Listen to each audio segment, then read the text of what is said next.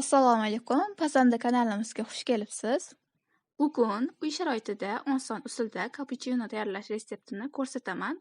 Uyda tayyorlaganingizga qoyil qolishadi. Mazasi juda ham lazzatli, hamma tayyorlay oladigan retsept. Buning uchun 3 ta bir xil o'lchovdagi stakanda 1 stakan kofe, 1 stakan sovuq suv, 1 stakan shakar kerak bo'ladi.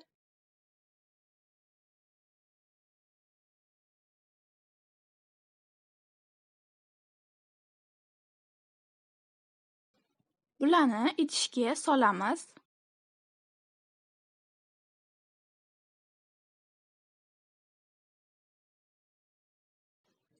Solib olganimizdan keyin mikserda qilishimiz bilan ko'pirishni boshlaydi.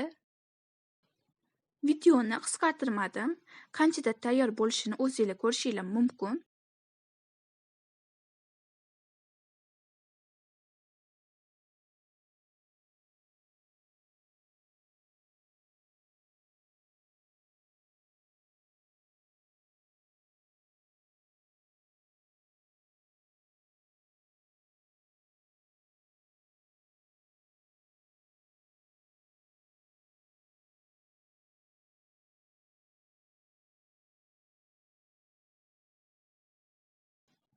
Ko'pirgan sari rangi ham ocharadi. Mana tayyor bo'ldi.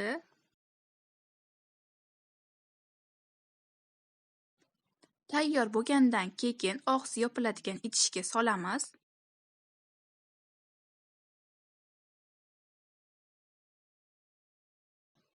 Endi idishni og'zini yopib, yarim soatga muzlatgichga qo'yamiz.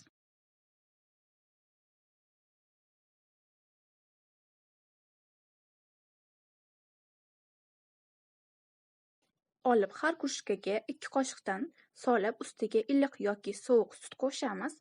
Men sovuq sut qo'shdim.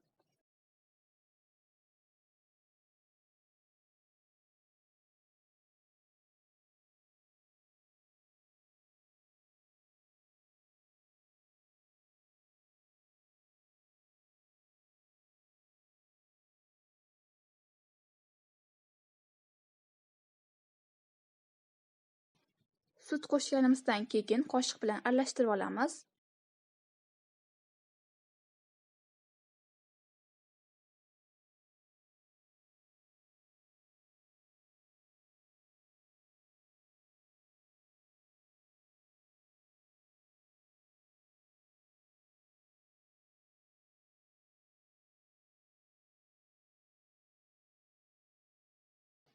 Yana ustiga sut qo'shamiz.